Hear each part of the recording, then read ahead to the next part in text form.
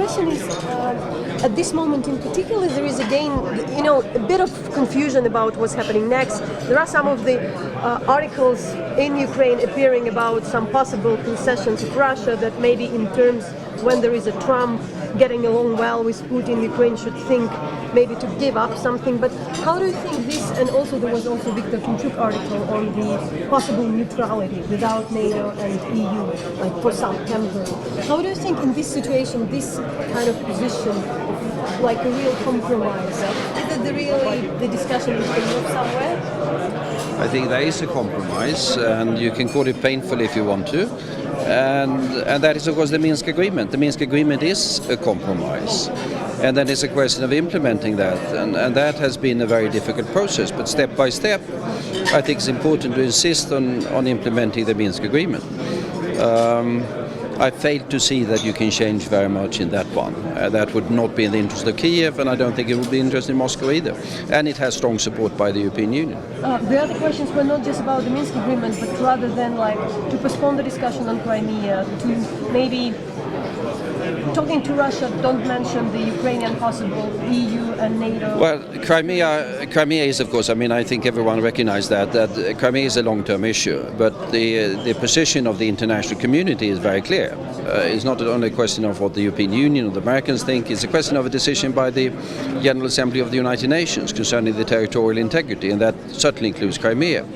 On the NATO and the EU perspective, well, there is the DCFTA agreement.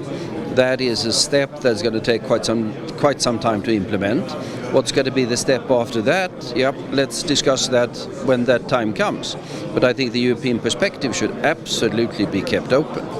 NATO, I think, well, that's a separate issue, somewhat more complicated, yeah. So another concern is, of course, the Trump relation towards Russia. There is a panic, in a way, sometimes it sounds like that. What would be your assessment of the situation? With all the things happening, but it also... Trump is the third American president who wants to start by resetting relationship with Russia. The problem is that Mr. Putin has not been resetting relationships, and that means that so far these attempts have failed. I think there will be a new phase now of trying to come to an understanding between Russia and the US. That's going to focus primarily on Syria. That's going to be the focus of the talks between Moscow and Washington. Whether they can make any progress there remains to be seen. Ukraine, I think, is going to be primarily still an issue for Berlin.